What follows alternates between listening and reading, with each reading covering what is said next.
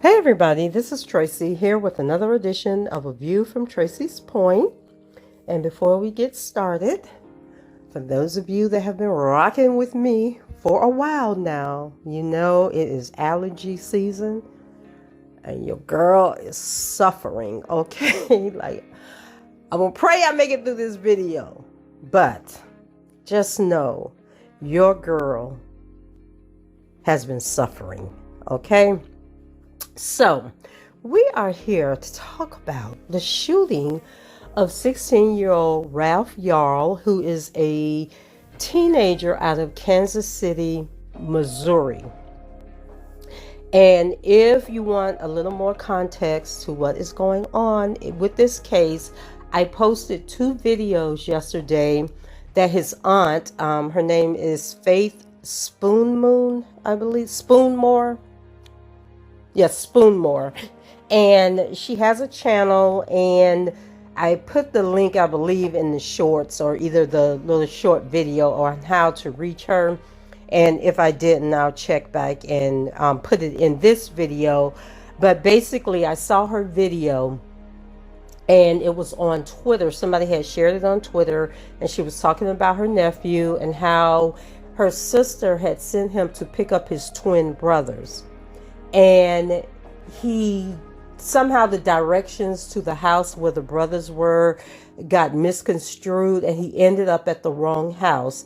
And according to her, he went and knocked on the door. The owner of the house opened the door, said something like, "Don't ever knock on my door again," and then shot the teen twice. And then as news stories started to come out, it was basically saying that he shot through the door. Like, he didn't even open, how some people have like a wooden door, and then you may have a screen door or a door made of plexiglass that you can have your wooden door open and be able to sit outside, but you still have protection and security. And so evidently he shot through that. So then in her video, she says that the team went to 3 other houses before somebody opened the door. And then she says that the person who opened the door for him basically was being racist and rude and disrespectful and told the teen to get down on the ground. Well, a story has come out today that I just saw that totally contradicts her version of what happened. But before we get to all of that, as I was getting ready to log on, I read another story similar to Ralph Yarl's story that's let me know people have lost their doggone minds. So let me read this story to you guys real quick, and then we'll get to Ralph's story, because there have been major developments in his story that I want to share with you. But I want to go over this story just as a juxtaposition to that. People are crazy, and it really doesn't matter what race you are. People are crazy. So this is from People News, and it says, homeowner kills 20-year-old woman after her vehicle pulled into his driveway. And this was, let me see. So it says a homeowner in Hebron, New York, or Hebron, killed a 20-year-old woman after her vehicle pulled into his driveway on Saturday night. Through the preliminary investigation, it was learned that the vehicle the victim was in mistakenly pulled into the driveway at the Patterson Hill Road address. The Washington County Sheriff's Office stated in a news release identifying the homeowner as 65-year-old Kevin Monahan. The victim, identified as Kaylin A. Jennings, was killed after Monahan fired at least 2 shots at the vehicle and was pronounced dead at the scene soon after officers arrived. And this was a white woman That's why I'm saying that race doesn't matter. People are crazy.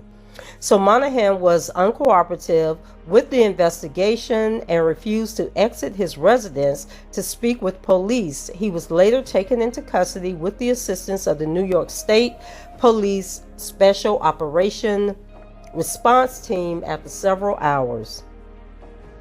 Shared the department in their release, adding that he has been charged with murder in the second degree. Washington County Sheriff Jeffrey Murphy expressed in a press conference on Monday that Gillis was riding in the vehicle with 3 other passengers looking for a friend's house when the incident occurred. And when I tell y'all, this man looks like the actor, what was his name? Jeff Bridges or Bo Bridges? I'm going to have to find his picture and put it next to this one. It's a very rural area. It's dirt roads. There's not a lot of cellular services of any type of internet. Added Murphy, explaining that the group drove up Monahan's driveway in error. According to the police investigation, the group drove off the property after shots were fired and called 911 after arriving in the nearby city of Salem.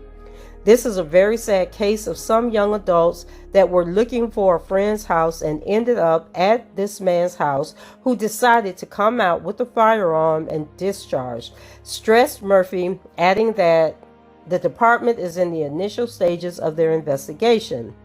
Murphy added that Monahan is being held at the Warren County Jail and will have a court appearance in the near future. It is unclear whether Monahan has representation at this time.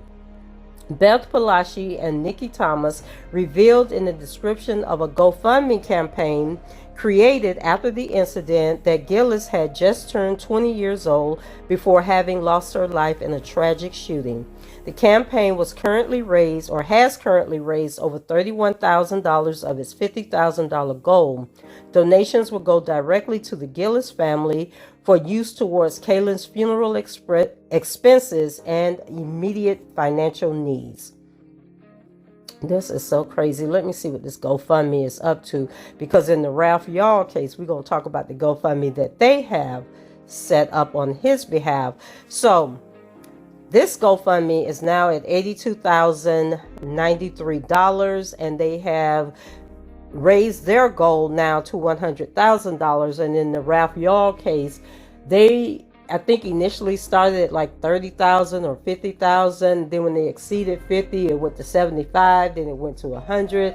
Then it went to 150,000. Then it went to $1 million. Then, child, it just kept going and going and going. So this is a case of Kaylin Gillis, a 20-year-old woman who lost her life because they turned in the wrong driveway, child, looking for help. So you can't even ask people for help these days. And the stories kind of remind me of when I was a little girl, and I have a brother who lives in Tallahassee, and we would go to Tallahassee during the summer. And one summer, I can't remember if it was my mom or if it was my uncle that had let him take the car. I think we were going to look for a Whataburger. Child, we got lost, turned up in this white woman's driveway. That lady came outside and cussed us to the high heavens, right? And I think I may have been like 7 or 8 years old when that happened. So that was kind of expected back in those days. But for this to be going on in 2023 is just ridiculous. So now let's go to Ralph Yarl. So as I stated, before I could get my voice together to do the video, it was announced that an arrest had taken place. And so people in Kansas City, they were protesting, they were out marching, because the initial reaction from the sheriff was that they couldn't arrest this man until they had a statement from the victim. And so at the time, the way the aunt had described the story was that this young man was in the hospital. He was fighting for his life. He was unconscious. And so people were like, how is he going to give you a statement when, he's in the hospital fighting for his life? He's unconscious. He's hooked to all these machines. Like, this is a further insult to the family. Well, then it turns out that the boy was home. This happened Thursday, and he was released from the hospital on Sunday. And so even though this was still a tragic incident, racism obviously played a role. I just kind of feel like the public was kind of manipulated in this situation, manipulated for their sympathy in order to grow this story and get, nationwide attention to it. So anyway, the article came out last night. This was from our local newspaper on the Tampa Bay Times, and it says an 85-year-old white man who shot a black teen at his front door in Kansas City, Missouri last week has been charged with armed assault, the Clay County prosecutor said on Monday. Now, I did see a video on Twitter where a news reporter had gone to the man's house, and he was, I think in one clip, he was on a lawnmower or something. In the other clip, he was fixing his front door, I think replacing the plexiglass on the front door. And then they went and talked to a neighbor, and the neighbor was kind of laughing about the whole situation and saying that, he didn't want to give a comment because over there, the neighbors stick together. Well, I think somebody gave a comment, and they gave that comment to the police. And plus, the pressure from the protesters was making them arrest this man. So it says prosecuting attorney Zachary Thompson said at a news conference that Andrew Lester shot 16-year-old Ralph Yarl, who is recovering at home after being released from the hospital on Sunday. When asked if anything was said that made Thompson believe that the case was racially motivated, Thompson said nothing like that is indicated in charging documents. So he still doesn't want to admit that race had anything to do with this. So we understand how frustrating this has been, but I can assure the criminal justice system is working and will continue to work, Thompson said at a news conference. Yarl was supposed to pick up his two younger brothers last week when he approached the wrong house. Lester came to the door and shot Yarl in the head, then shot him again. Community leaders and an attorney for Yarl's family are demanding justice for the black teen who is recovering at home after being released from the hospital on Sunday, and they are questioning whether race played a role in the shooting. The shooter was taken into custody Thursday, but released the next day after consultation with the prosecutor's office, Police Chief Stacey Graves said at a news conference on Sunday. The firearm used was found at the home, she said. Reverend Vernon Howard, president of the Southern Christian Leadership Conference of Greater Kansas City, said in a statement Monday that the homeowner should immediately be arrested for what he called a heinous and hate-filled crime. The Missouri Senate held a moment of silence for Yarl on Monday. We pray for justice, Democratic Senator Lauren Arthur said. The shooting happened Thursday night in a middle-class neighborhood in North Kansas City. Yarl was sent to pick up his twin younger brothers. He didn't have a phone with him and went to the wrong block. His aunt, Faith Spoonmore, wrote on a GoFundMe page set up to help pay medical bills by Monday afternoon. I'm sorry, guys. I'm trying to breathe and talk and read at the same time. He didn't have a phone with him and went to the wrong block. His aunt, Faith Spoonmore, wrote on a GoFundMe page set up to help pay medical bills, period. By Monday afternoon, $1.4 million had been raised. And I can tell you now that that amount has doubled. As a matter of fact, let me go and look up that GoFundMe page for you guys, just so we can see how much is in there currently. Okay, so as of this recording, the GoFundMe has raised $2,918,840. And when I get to the end of this video, we'll see what it is at that point. But let's go back to this article. Let's see. Okay, so it says Graves said that Yarl's parents asked him to pick up his brothers at a home at 115th Terrace, but he mistakenly went to 115th Street, the Kansas City Star reported. Spoonmore wrote that Yarl pulled into the driveway and rang the doorbell. The man in the home opened the door, looked my nephew in the eye, and shot him in the head, Spoonmore wrote. When Jarl fell to the ground, the man shot him again. Spoonmore wrote that Jarl approached 3 different homes before someone finally agreed to help him after he was told to lie on the ground with his hands up. The AP could not independently confirm this account. And I am going to get to an article that I told you guys I found of the person who actually helped him. Now, it doesn't mean that the person isn't lying and painting a different story, but there's definitely some conflicting information getting out here. So this particular article goes on to say Jarl is a bass clarinetist, who earned Missouri All-State Band honorable mention and who plays several instruments in the Metropolitan Youth Orchestra of Kansas City. Spoonmore wrote, a statement from the North Kansas City School District described Jarl as an excellent student and talented musician.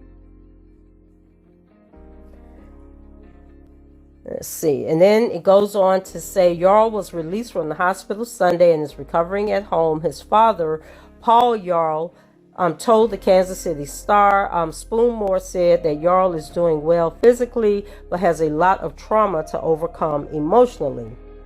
Police have not identified the shooter or his race though civil rights attorney Ben Crump said the family provided information indicating he was white. He did not elaborate. By Monday afternoon, the home where the shooting happened had been vandalized. Black spray paint on the side of the house showed a heart with 16 in the middle. Eggs splattered the front windows and the door. The shooting has caught the attention of national figures. Vice President Kamala Harris, pandering as usual, wrote on Twitter that she and her husband were praying for Jarl. Oh, child, Kamala. Let's be clear. No child should ever live in the fear of being shot for ringing the wrong doorbell, Harris tweeted. And that is definitely true. Bernice King, daughter of Martin Luther King Jr., wrote on Twitter that the man who did this should be charged and we need to work for the legislative and heart change to prevent these tragedies.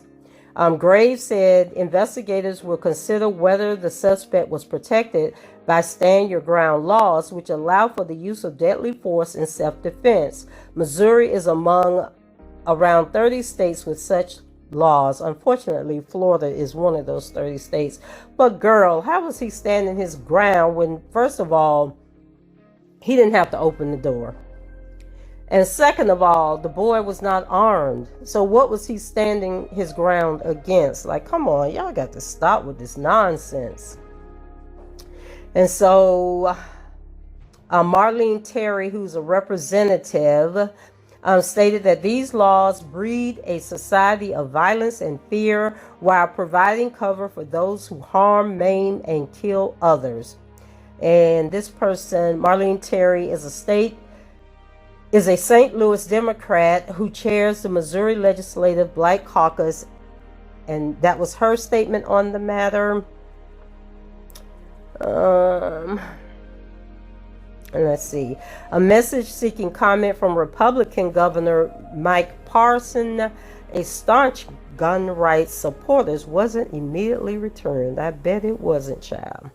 So Crump, who has represented families in several high-profile cases of black people being shot, including those of Trayvon Martin, Michael Brown, Ahmaud Arbery, Breonna Taylor, and George Floyd, called it asinine that charges have to wait for an interview with Jarl. We all believe that if the roles were reversed and this was a black citizen who shot a 16-year-old merely ringing his doorbell, they would have arrested him and he wouldn't have slept in his bed that night. And let's see. And then they mentioned the story I read at the beginning about Kaylin Jennings and the fact, that she was shot and killed. And let's see. So I think I had a couple of stories for you guys. Oh, and then I was going to add that, as we saw with the Kaylin chick, where it happened around the same time, there have been other stories in the past, and one that came to mind was the murder of Renisa McBride, who was a 19-year-old woman who was killed back in November of 2023 in Dearborn Heights, Michigan.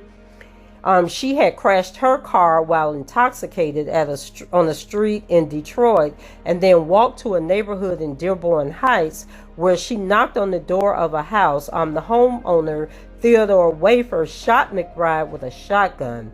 Wafer contended that the shooting was accidental and that he thought his home was being broken into after he heard her banging on his door at 4:42 in the morning.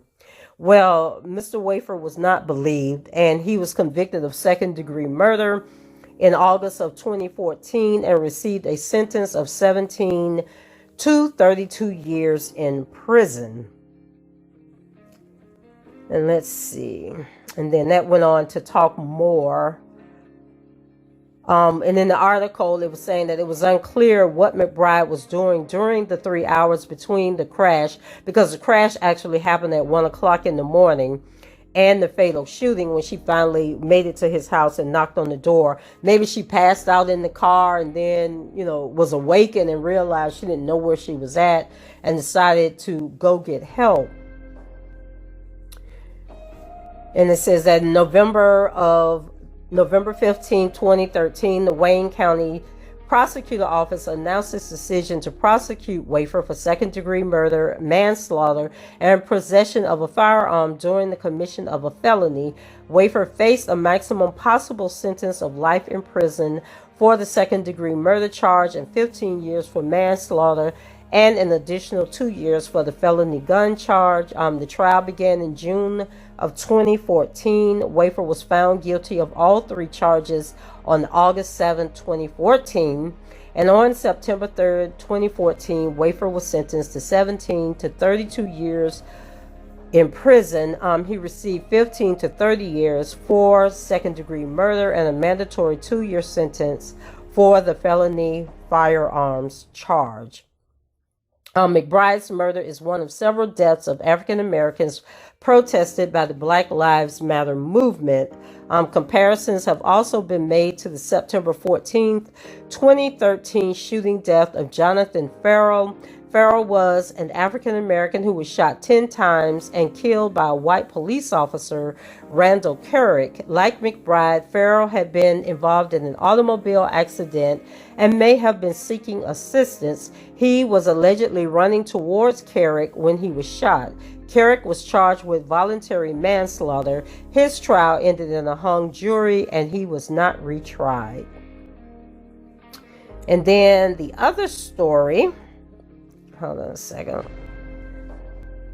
Let me see. It was one more story.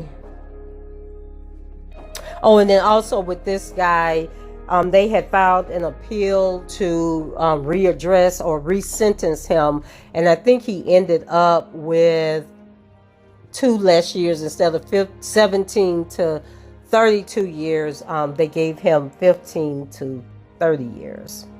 But anyway, sir, you're serving that time. And I thought I had another.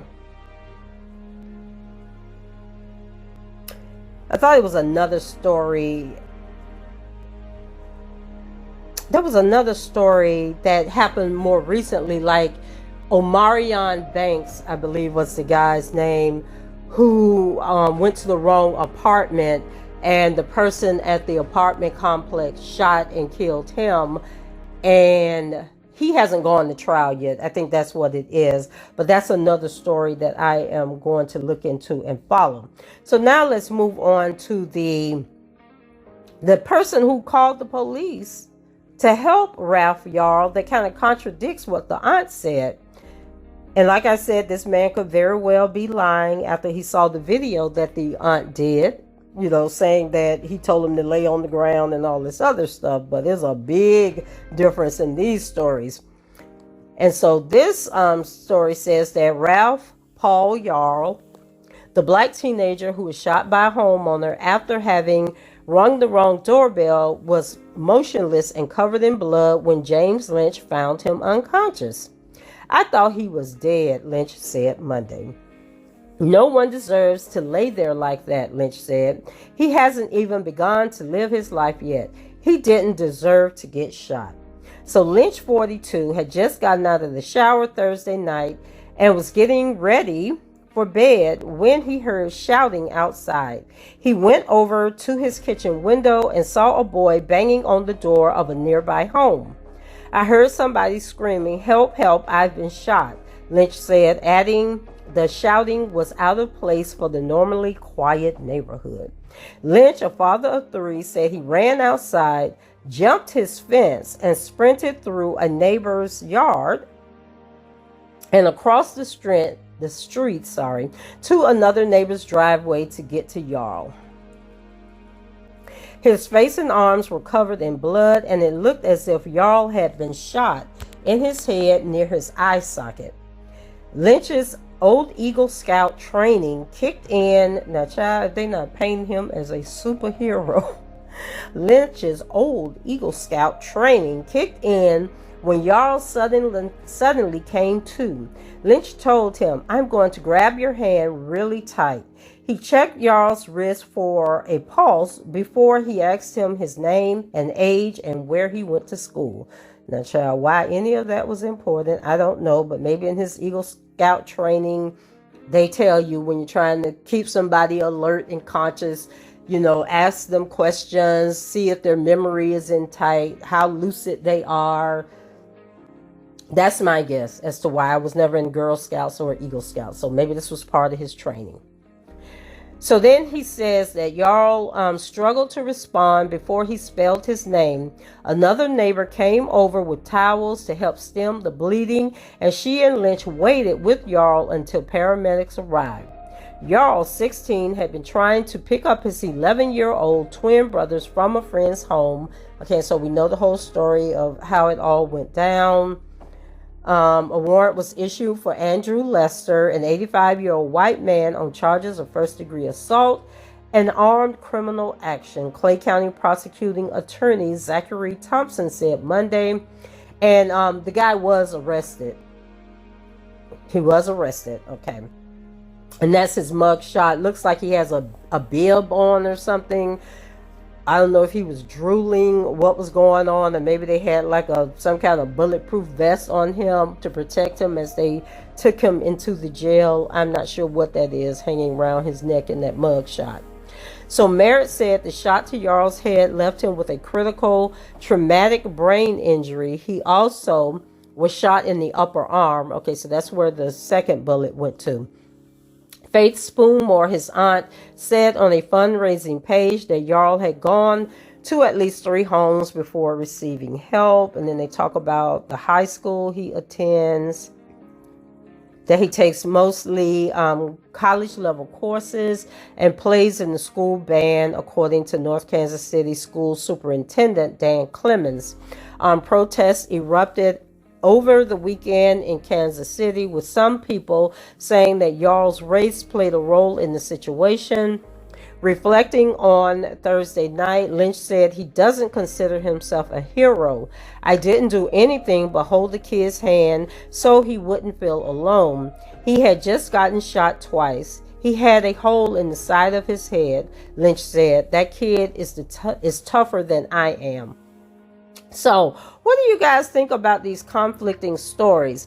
Now, I want to give the Dr. Spoonmore the benefit of the doubt and say that the story that she's telling about the neighbor telling him to lay face down on the ground and put his hands up or whatever, that maybe that was the homeowner of the house where this guy ran to help Jarl. And that's the story I'm going to go with, okay, because I don't want to discredit her and her trying to get the information out, trying to get traction on this story, because had I not seen her video on Twitter, I probably would have not known anything about this story. And it wasn't until I saw that video that I began to research and see other articles about this, or to even see that Sean King, had then jumped in the fray and was already spreading information about this story. So I am going to go with the fact that this man was a fourth homeowner that got involved, and that the third homeowner was the person that told him to get on the ground. And I believe the aunt said that he actually passed out, that the reason he was on the ground was because he passed out, not because he laid down and put his hands up like the man told him to. And then this neighbor, heard the commotion or whatever, and then ran and stepped in and could have possibly helped save this young man's life. So, I said I was going to go back to the GoFundMe and see what the total is. And I just think that it's sad that it takes tragedies like this for people to come together and want to help and get involved. And I just think if we were more kind and more giving and more respectful of one another, that it wouldn't take tragedies like this for people to come together and to help, their neighbors and help mankind. And so the total now is $2,927. I'm sorry, $2,927,840 million. Whew, that Claritin is kicking in, y'all. It's kicking in. And then we want to give a shout out to Ellen Daniels, who has made the top donation. She donated $15,000. So bless her.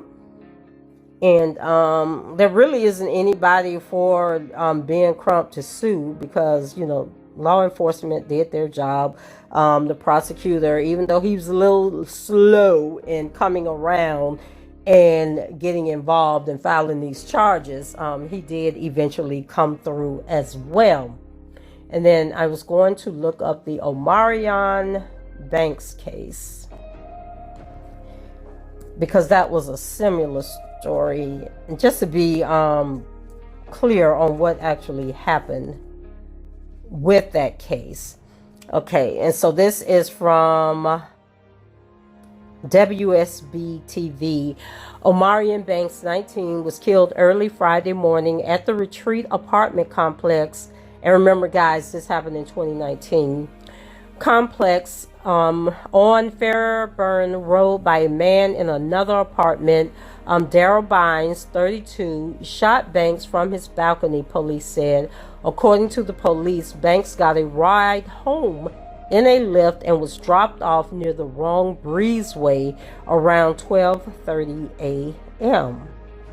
And you guys notice in all these cases, these shooters were unprovoked, just crazy for no reason. And then, so that was just the lead way into the office. Then it goes on to say, police say Banks and his girlfriend had just moved to the apartment, and Banks wasn't familiar with the area. He went to what he thought was his apartment, upstairs and to the left, but it was the wrong door. Banks was using FaceTime to talk with his girlfriend when he knocked on the door. Shortly after, he began to walk away from the door. That's when police say the man inside, Bynes, grabbed the gun and went onto his balcony to confront Banks. Police say after a short conversation, Bynes shot the teenager. I heard him say, "Sorry, I'm at the wrong house." Then the man said, "No, you're not," and yelled the N-word. You at the right house. And he shot 2 more times. Banks' girlfriend told Channel 2 Steve Gelbach, or Gelbach, Gehlbach. And you guys, I be on these names because people always be telling me with my southern accent that I be pronouncing stuff wrong. Okay, so it's not intentional. I be trying to use the phonetic, saying it phonetically, how the stuff be spelled out, but y'all be on me about it. Okay. So another witness told a similar story. I see him running around the corner, and all you hear him saying is, "I am sorry, it was the wrong door," a neighbor told Channel 2's Lauren Posen. He said, "You ain't come to the wrong door," and shot him a 3rd time. I saw him drop to the ground. Channel 2's Michael Seaton talked to Banks' girlfriend, Zachariah Mathis, the day after the shooting about the pain she felt since it happened. Mathis told Seaton that, and that's probably Seiden, but okay, Seiden, all right, that she sent a lift to pick up Omarion, who had been hanging out with his mother. He got in the lift and 12:26 a.m., Mathis said. That's when he called me and said, open the door. And that was the last conversation we had. Mathis says she started to worry when she didn't hear a knock on the door. So she walked outside onto the front porch of the unit. I just hear faint voices and a gunshot. And then I hear him yell, Mathis said. Mathis says she ran down the stairs, but when she got to the parking lot, Banks was already dying. I turned him over, Mathis said. He was moaning and groaning, and he had tears in his eyes, and he was just bleeding. Channel 2's Michael Seaton also spoke to Banks' mom, Lisa Johnson, about what she says was a senseless act of violence that took her son's life. I'm having a hard time understanding that someone could be that mean and hurt a child, Johnson said. Stop and think before you pull the trigger. Johnson said Banks, an aspiring musician, had just landed a new job, and similar to Raphael, the musical aspects of this. He loved life, he loved living, he loved his family, Johnson said. Johnson hopes that Omarion's death wakes people up to how precious life really is.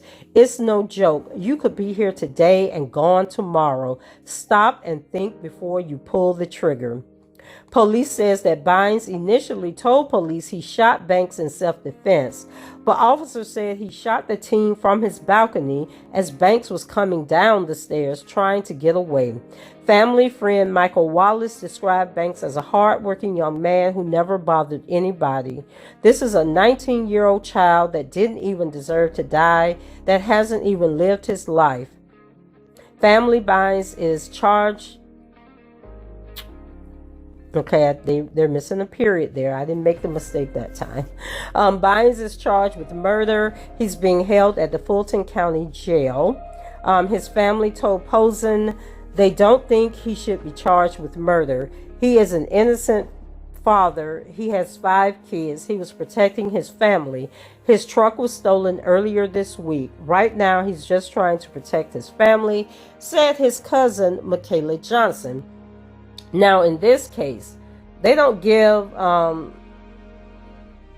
race of Bynes, but he definitely looks black to me, and he may be biracial. I'll give him biracial, but definitely got some black in him. So I can't really say that this was racially motivated. And I believe he is currently...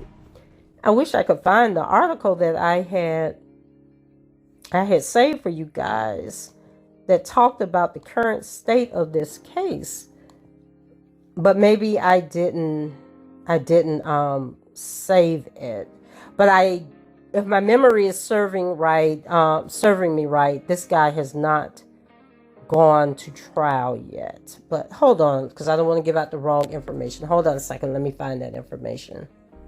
Okay, so I really couldn't find much information on this case, and I think this article from the Atlanta Journal-Constitution was from April of 2019. It says that the case against an Atlanta man accused of gunning down a neighbor who mistakenly knocked on his door last month will move forward after a judge ruled Friday there is probable cause to pursue a murder charge.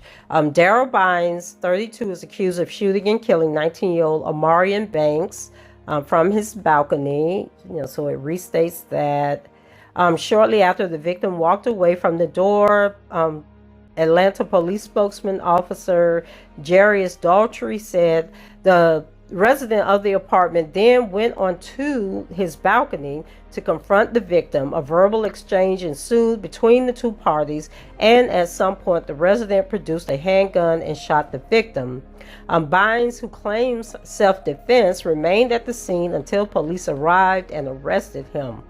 He thought he was going to get the white boy treatment.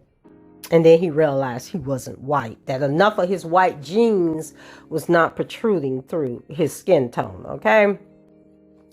And then that was pretty much all. Did they even say what he was charged with? They just says that he remained without bond at Fulton County Jail. They didn't say what his bond was or what the actual charges were. Let me see. Okay, yeah, even when I narrow my search down to the past year, I cannot find any updates whatsoever on this case. So I am going to assume that he is in jail awaiting trial. And if he has gone to trial, it did not make the news. So guys, what do you think about this whole thing of people just shooting people for no reason because somebody knocked on your door?